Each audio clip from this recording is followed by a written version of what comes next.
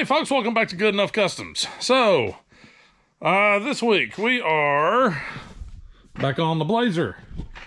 You know, that one's, it's like that thing that's just hanging over your head. So, getting back to the Blazer. Last week we worked on Harvey. That was a nice little break. And it was something I really enjoyed doing. I don't know why. I really enjoyed doing suspension work. That's one of my favorite things in the world to do. Even if it is, you know, just quick, ugly, dirty, hack and just slash suspension garbage. It's a lot of fun. So, so last week we got Harvey squared up. Little update on that. It actually pretty much leveled out. The front is, I mean, just spot on. I don't really have to cut anything else out of those coils. The rear still looks good. The only problem that we do have in the back is there's that bump stop, that I've got to shave down because it'll knock you around a little bit. So we got to knock that guy down just a touch, but that's something for another day. But anyways, so we're back to working on the Blazer. So here's what we got going on today. We're going to work on these, fender wells or wheel wells. I've got this one and of course this one, you know, because there's not more than two on the K5. So, this guy is a mess. As you can kind of tell, it kind of dips and goes and does its little thing here. There's also some really gnarly little cuts and hacks and slashes, and it's butchered. So I'm going to try to save it because I don't want to have to buy another one. Then once we get that squared up on both sides, get that fixed up and get this guy kind of straightened out. This side's not bad. It's got, I see one spot that I've got to weld up over there, and it's not all bent and twisted all on that bottom flange. So this guy's a mess, but we'll get her close enough. Good enough. So anyhow, once we get that squared up, then we're going to come here. We're going to do the pour 15 treatment. We're going to go through, do the degreaser to get all the surfaces clean, all the way on this side, all the way over on this side. And then once we do that, we'll get the the stuff, the rust neutralizer, whatever you want to call it, converter, you know, that other stuff. It's the metal etch and the rust converter, I think is what it's actually called. So we'll get that on here, and we'll get this all squared up with that. That way all this rust that's currently here, this side is definitely the worst side. That side's not terrible. There's a couple spots over in this corner, and then just a couple random spots along that wheel well. But over here is where the this is where the party is, because you got all this rust, you got all this rust. And then there's also rust all down through this wheel well. So we're going to get that done, and then we're going to get this guy coated in pour 15, and that's going to have to set up. You know, it's probably take, I think it was like 2 hours for the first coat to kind of cure up a little bit, and then give it a second coat, and then pretty much I'm just leaving it for the night. Unfortunately, I don't have a whole lot of time this week. It's been a busy week. So, it's actually Sunday morning. I'm out here trying to get something done to get y'all guys a video for tomorrow. So, so anyhow, so we're going to get all that done. So that way next week, I can hopefully get the old bed floor pulled in, get the support ribs taken off of it, and get those transferred to the new bed floor, and maybe be able to drop the new bed floor in this guy next week. Maybe. I'm not going to say we are, but man, I really hope we do. Because then once we can get this thing dropped in, then it's just doing my little spot welds along the outer perimeter here, and she done on the floor. And I will have a huge sigh of relief from that. Might even have a celebratory adult beverage to go along with that. Anyhow, once that gets done, then I can attack the other little bits of rust on the truck, which is not much. Just some of it is definitely over my head, not unlike the floor. So we're going to learn again. So we got to get up here and get those two big spots up there taken care of. One on this side, right here off the center. And then we got the door strikers to do. And that'll pretty much be all the rust on the truck, which will be fantastic. Because then we can move on to more fun things like suspension. I still got to button up the suspension on this guy. I haven't done that. But we can get back in here. We can work on the suspension stuff, get that buttoned up, get the brakes all squared away. Then we can work on getting the motor being consistently starting, because it was not really being very consistent before. I think we got that sorted out with, I believe we replaced the TBI injectors on this guy. If I remember correctly, we replaced those. And that kind of got it a little bit more, happy. But, yeah, we still just, just a few things to button up in, mechanicals. And then this thing will be kind of ready to start driving. Not like driving, but we can put a basic, couple seats in it. We've got those up there. So we can kind of get this guy just kind of slammed together, temporary like, because come July, I want to take this thing to Southeastern Truck Nationals. They're in Lebanon, Tennessee at the Wilson County Fairgrounds. So that is the goal for the Blazer. We also need a good name for it. I haven't thought of a name for it. Jackson's floated a couple names. I'm like, yeah, everybody calls their big truck tank, and we don't want to do that. So need to make it nice and unique. I ought to call this bitch Rusty. Should have buff out. I got a good name for this car, Rusty. Shit'll buff out. But anyways, so my goal is, it's a soft goal. Actually, yeah, it's a medium goal. I'm really, really wanting to get this guy to the Southeastern Truck Nationals. I actually just bought the tickets yesterday. So I've got 4 tickets that I bought. One for Steve, one for Big John, one for Harvey Dent, and one for the Blazer. So that was not really cheap. But that's what my goal is. So I should be able to have all 4 of the trucks out there, which ought to be pretty cool. If you're interested in going to the Southeastern Truck Nationals or taking your vehicle to it, I will post a picture somewhere over here. There will also be a link down in the comments. You can go to the website GM Truck Show, and you can go to shop, and then down there is a spot for you to buy the tickets to get in. There's only 1,700 spots available. I would assume those are going to sell out. Don't know how quickly, but I know I bought 4 yesterday, and the server got crashed yesterday because so many people were jumping on there at the same time to buy tickets. So, so if you're interested in going to that one, go check that out. So anyway, so that's kind of the short-term goal, or medium-term. I don't know. It's a goal for the Blazers to get it to the Southeastern Truck Nationals. And, it won't be complete. It probably won't even have a friggin' top on it. But it'll at least have floors and a couple seats in it. And maybe it'll be running and driving to where we can just drive it there. I would assume it should be running and driving to get it up there. But worst case, I got access to a couple trailers, so we can trailer it up there. But anyhow, I'm over here flapping my gums way too much. So let's get started on this thing. All right, so here's what we got. We got to straighten all this crap out. And this is just, oh my God, I mangled the crap out of this. So, lesson for everybody, don't use an air chisel to break your spot welds. It just makes more work. I'll probably still use an air chisel from time to time, if I'm being honest. So anyway, so what I'm going to do here is I've got a hammer and dolly. Just going to basically try to flatten all these, basically bulbous spots. Just try to flatten all this out best I can.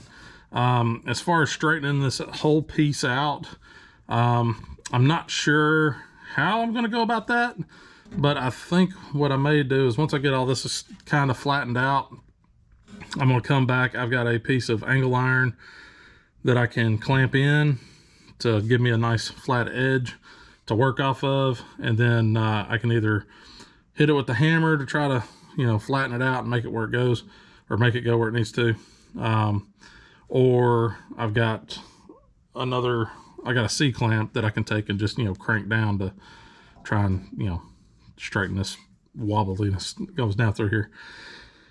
So I guess I'm gonna put some ears in so that way I'm not going deaf from banging, and then I'm gonna get started on this.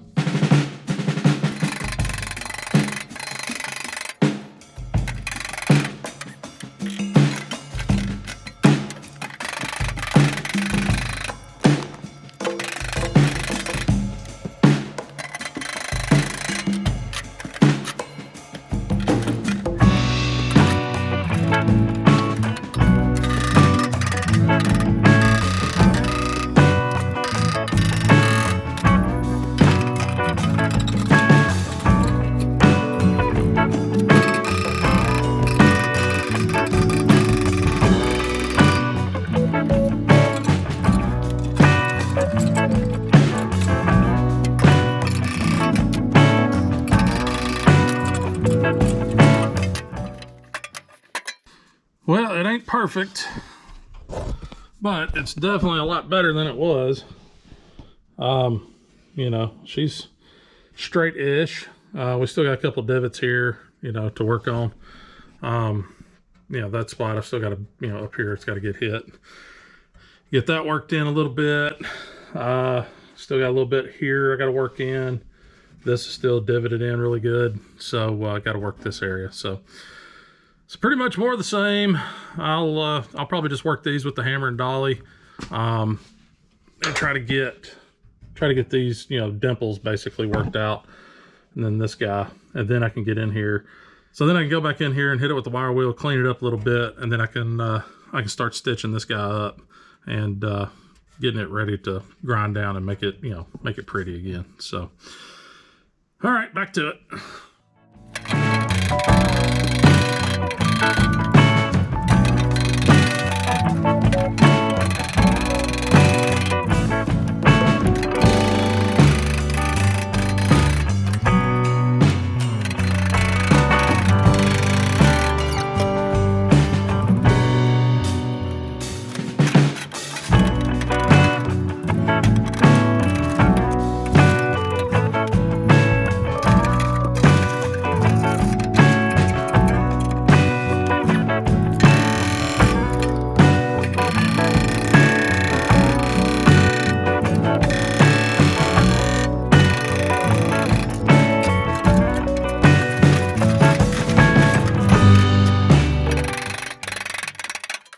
Alrighty, so here's what we got now.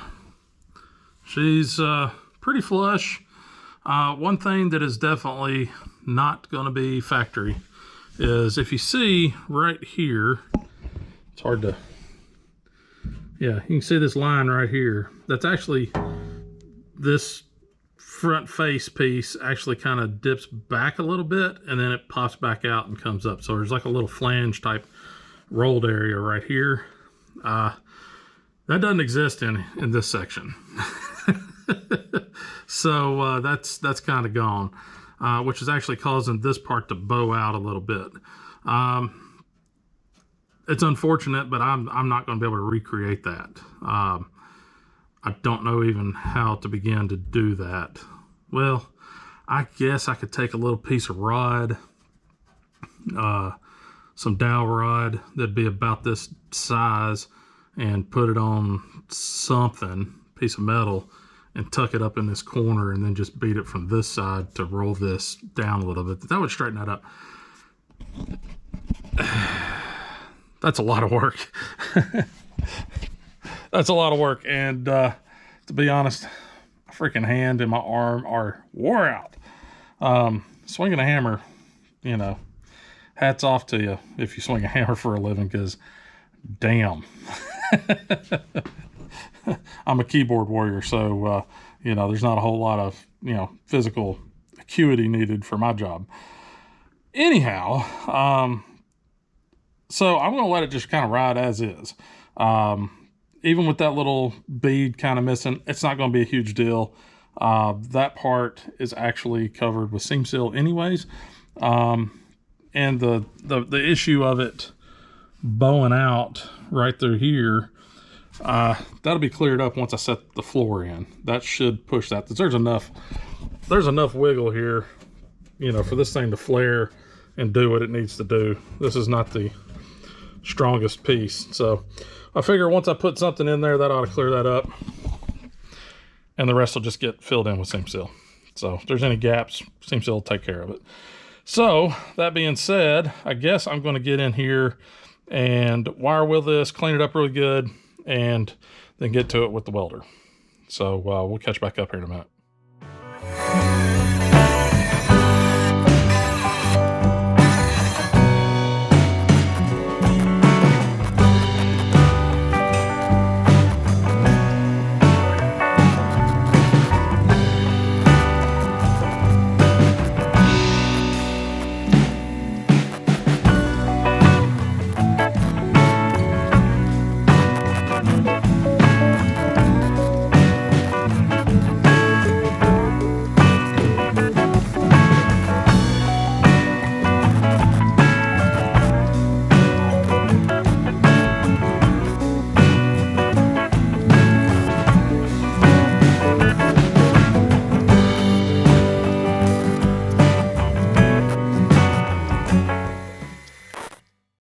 All right, so, we got some welds in there. Some of this metal where it got ripped and cut is super thin, so it's just blowing out real fast. So, doing the best I can. The big concern was this big area here where it was literally folded in half or ripped in half. So that actually held together pretty well, then fixed out over here. And then over here, mostly these are just little tears and little cracks that just kind of ran. And another big, whoopsie right here where it cut the metal. So these are all welded up. It's welded. I don't know how well, without climbing out from underneath the truck, I can't really look at the backside and see what it looks like. But I would assume that it's in good shape.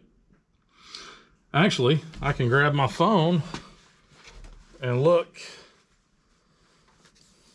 through the camera. Technology is so cool. All right. Yeah, it's a hot mess back there. But looks like we had some pretty decent penetration on these. And yeah. Whoops. Take a picture of myself. So, so it looks all right on the backside. I mean, I'll have to get over there anyways with the grinder and, smooth it out on the backside. And whenever I get back there and get the cutting or grinding on the backside, I can take a look if I need to go back and fill some spots in or whatever. Same thing on this side. So I'm gonna let this cool down a little bit because it's got a little heat to it. It's not terrible, but it's still pretty warm. So I'm gonna let this cool down a little bit. I never did do the other side, which is just a couple little things I got to fix on it. So I'm gonna turn around and go do that side real fast. And we'll catch back up here in a minute when I get back to this. All right, so this side's done. And that's all it was here. Just that one spot. So a lot of little spot welds to close that one up. So got the grinder. Let's get started on this.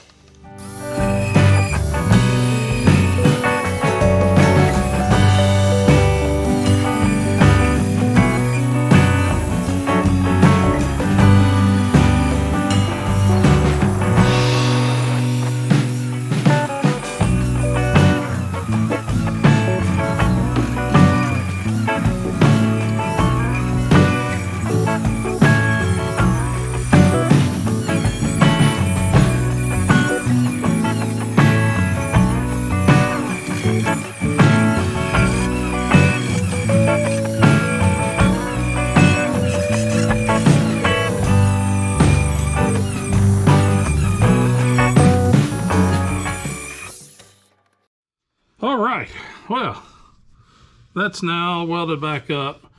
So some of y'all might be asking, why aren't you filling in all these holes? Well, two reasons. One, the metal's a little thin in areas, most of it actually. So it's really hard for it to take a weld, and you end up just stacking a ton of spots everywhere, trying to get it just to take the weld. Two is when I put the new floor in, I've got to have holes drilled in this so I can spot weld. This might be a little bit of overkill because there's a lot of spot welds down this little line that I'm gonna have, pre-made spot weld holes. But I figure I can have that fresh metal sitting in there with the floor, and I can plug weld, you know, all these little holes up with that, and then come back along and clean it up on the outside edge, and that'll secure this floor in really, really well. This spot right here is actually a drilled hole from the factory, and honestly at this point I can't remember if that was a bolt that went in there or if it was just a hole. There is one on the other side as well, but I figure I'm just going to leave these little holes, you know, all of them all through here, and just use them as an opportunity to make big ass plug welds, and then some little tiny ones on back here in the back, kind of like these little guys, because these were tiny little plug welds from the factory. So anyhow, this side is cool to the touch now, so I can come over here and hit that with the grinder. I'm not going to show you that guy. It's one spot. It's the exact same thing as over here. Just easier to work on because it's just the one spot.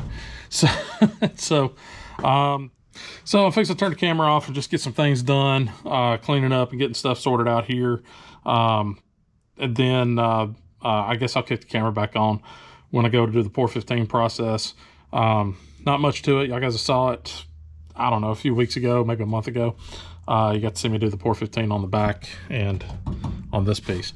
So I'm gonna go ahead and do that. I got to get, this one will be the entire back edge of the bed, so I got to go through. I'm gonna hit everything with a wire wheel, just knock the loose, you know, or not so much the loose, but the packed in dirt. Knock all that stuff down and just kind of clean it up a little bit better, so that way whenever we hit it with the rust neutralizer converter stuff, it can really do its job. And then we'll be done with this one for today. So I'll catch back up with y'all here in just a few.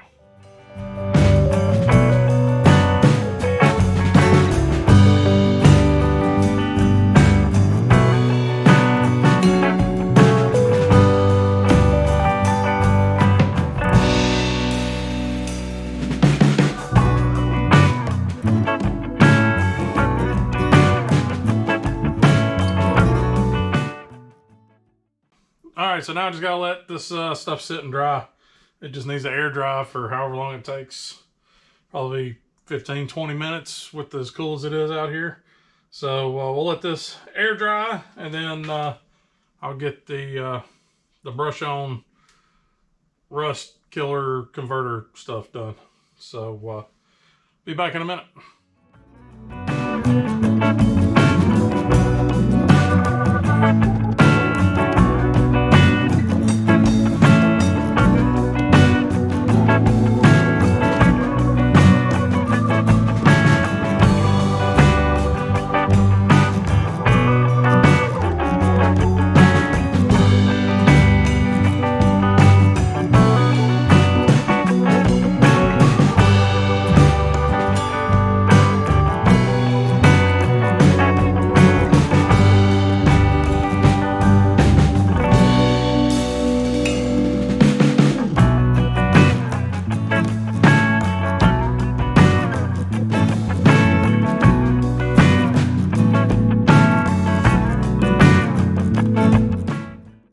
A few moments later.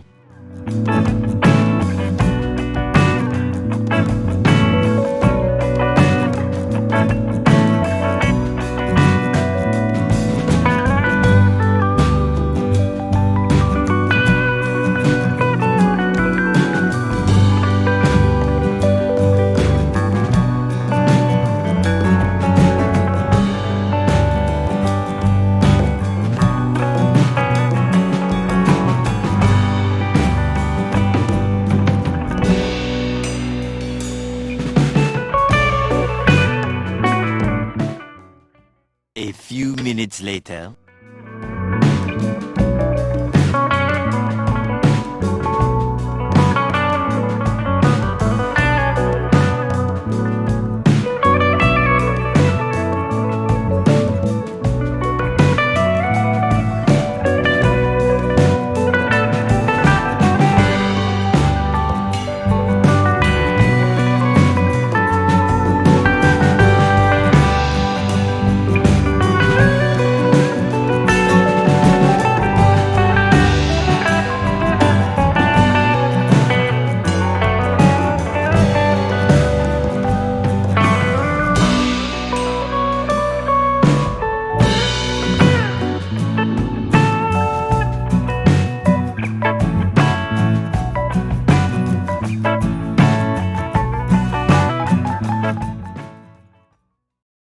Alrighty, so we're done-ish.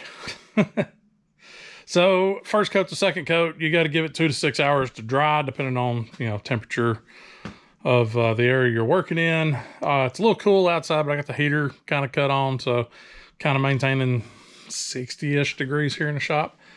So so I got the first coat on, and you know, just kind of hit the high traffic areas when it comes to rust. So that and rust that was already there. So went all the way around all that, got all that, you know, covered really, really well. You don't put too thick a coat on, because if you do, it's going to run and it ain't gonna cure out right. So if you're using a brush, you're going to leave stroke, you know, brush marks in it. It's okay. They'll level out. This stuff actually levels really, really well. It's pretty amazing, actually. So that's all leveled out pretty good. I'm gonna let this cure out, you know, like I said, a couple, 3-4 hours. Come back out here and check it, see if it's ready for the second coat. And as long as it's ready, basically, if you can just barely drag your finger along it and it doesn't really stick, then you're good to go for another coat. I know on the tail pan, when I did it, I probably put it on a little too soon because it was still holding fingerprints, but that's all right. I think I have a fingerprint stuck in the tail pan right over there. So, but now you can kind of see a little bit better all the holes over here on that wheel well. You know, there's quite a few of them. Like I said, I'm just going to use those as basically little plug welds, little spot welds. There's not nearly as many on this other tub, but that's okay. I got a drill bit. I can just drill some holes in it, you know, when that time comes. So that's going to do it.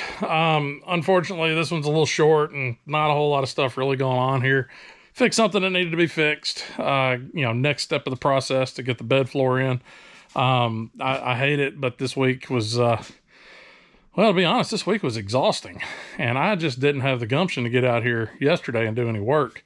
I'm on call this week, so I wasn't able to go. The C10 Club had a cruise to Buc-ee's yesterday. It looked like an awesome time. I got up yesterday morning, rode out to the meetup, and drove for, I don't know, half hour or so, until I had to basically turn around and come back home. Because, you know, got to stay within a reasonable distance in case, you know, stuff hits the fan. But anyways, so today's kind of a short day, getting out here, just, you know, getting stuff going. But, you know, I said earlier that I bought tickets and registrations for 4 trucks to Southeastern Truck. So my plan is to have the Blazer ready to go for Southeastern Truck. You know, it may not be spit shined and polished up or anything, but it may be. It's going to be there. So if you're anywhere in the Southeast area, you know, within a few hours drive, definitely go check it out. Last year, I believe it was like 1750 something, 1750 some odd trucks there. They only sell 1,700 registrations for, you know, regular folk like me to go in there, but they also have like vendor booths and stuff like that they bring trucks as well. So it was like 1,750 trucks there. It's huge. I did a video on it. I'll throw a link up here. I didn't even walk all of them. That was just, you know, a good bit of them. So that was a fair amount. That wasn't anywhere near all of them. I missed a whole section because I didn't realize there was stuff over there. So I believe I'm going to do Battle in Bama this year. That is May. I think it's the second weekend of May. I can't remember. You can go online. You can search Battle in Bama 2023, and you can find out the information there. That's down in Mobile, Alabama, at the USS Alabama battleship. It's actually USS Alabama Battleship Park. It's a really cool venue. It's not just trucks. It's cars, trucks, lowriders, jacked up stuff. I think last time I went, there was a bunch of side-by-sides out there too. You know, they got from wild to mild. I mean, it's all over the place out there. It's a really good show. I believe I'm going to try to go to that this year. And then also, they just announced Power Tour for 2023. That one is June. I think the second week of June as well. Something like the 12th through the 16th or something. I don't remember the dates. You can look it up online. So I went ahead and bought long haul pass for that. The stops this year, they're going to pick up where they left off last year, which is Atlanta Motor Speedway. If I remember correctly, they're going to a fairground, South Carolina State Fairground or something like that, out in South Carolina for the day 2 stop. Day 3 will be Rockingham, North Carolina, so that'll be awesome at the Rockingham Speedway. Day 4 is Concord, North Carolina, which is, I think it was Z-Max drag strip or something like that. So that's kind of exciting. And then day 5 wraps up in Bristol, Tennessee at the Bristol Motor Speedway. So that's also very exciting. So I believe I want to do that one. So I'm not 100% sure what I'm going to drive on Power Tour this year. You know, last year we took Steve. Steve did really, really well. No real overheating issues. I did vapor lock the fuel pump at one point. I was on a really long hill that we were going, I think somewhere in Alabama. And I think it damaged the fuel pump because now the fuel pump's just not putting out the fuel like it should. I'm stumbling and Steve's a wreck right now. I got to put a new fuel pump on that. But anyways, so I don't know if Steve's going to do that trip. I toyed with taking Big John. That's a very thirsty big block though. So that may be, that may not happen. It is a shorter trip this year. This year it's only 1,300 miles, where last year it was like 1,800. But as I step outside, but I have this sitting right there, just waiting. Now, fun part is about that car. So for those of you that don't know, that car is a 1970 Pontiac Tempest T37. It's at least got the badge on the fender. I haven't verified that. I haven't gone digging for RPO codes or anything like that. So we'll find out that mess later. If we walk over here to the corner of shame, you will see right there is a Pontiac 400 block. I believe it was date coded 6970. I got a set of the 6X heads sitting right there. I just don't have the money to put Pontiac motor together. God almighty, they are expensive. So, in order to do things budget friendly, I actually just ordered a bunch of parts for the Pontiac because I'm like, I think I want to try and take that on Power Tour this year. So I ordered a bunch of parts for the Pontiac. Spent a lot more money than I should have. So all new suspension, all new brakes, upgrading the brakes, from, you know, it's drums on all 4 corners. I'm upgrading the front brakes to disc. I'm not going to worry about the back just yet, because eventually I want to change that rear end out. It's just a little 10 bolt. So, at least I think it's just a little 10 bolt. But I want to switch that rear end out down the road. There just ain't money in the budget for it. So I ordered all new suspension, all new brakes, brake upgrade, and actually all the new suspension stuff is all upgraded. It'll be really nice. That'll come in a future episode. But my buddy Jason, hey Jason, when he was moving to Florida, he couldn't take this guy with him. That's a little 350, a little 2-bolt main 350. He ran it low on oil. I believe it spun a bearing or chewed a bearing up or did something. I don't know exactly. But he gave me that motor. He's like, I can't take it with me. It's either going to the junkyard or the scrap yard, or you can come pick it up. And I was like, oh, I'll be there in 20 minutes. So I got a little 350 sitting right there, a little 2-bolt main. I think it's got a little cam in it. It doesn't have a crazy cam, but it's got a little cam in it. He had it in his Mazda. He's got a little bagged Mazda, and he had it in there, and it ripped and roared really well in that little Mazda. You know, of course, till he ran it low on oil. But anyways, so I've got that sitting there. It's dirty as hell, but you know, I can clean it up and you know, tear it down and kind of, you know, figure out what's going on with it. As long as the pistons and the bore's okay, and we ain't got like a, you know, a bent rod or anything like that, you know, we'll dive into that motor on another episode. But I think I'm gonna throw that motor together, and then I've got like 3 or 4 transmissions laying around here, so I'll just pick one and throw it in there. So, you know, yeah, it's not Pontiac. It'll just be a, you know, a little Chevrolet 350 small block. Probably probably a 700 R4 because that one I know works. So I can probably just throw that 700 R4 behind it, and that'll do really well on fuel economy. I don't know what the rear gears are in that car.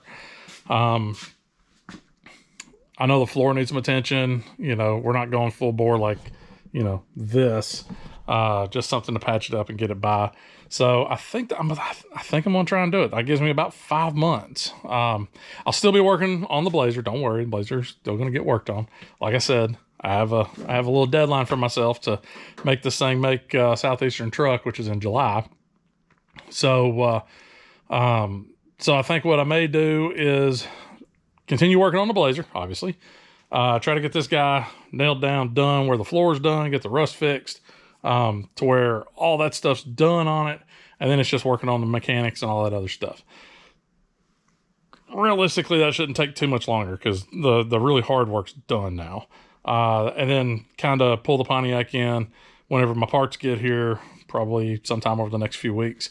As parts arrive, stack them up, get them all ready, and then I'll take a couple weekends, work on the Pontiac, and then move it out until I've got something else done to where I can, you know, then we'll start working on the motor, and then we'll start doing, you know, kind of piecing apart and back and forth between the Pontiac and the Blazer. So I think that's what we're going to do.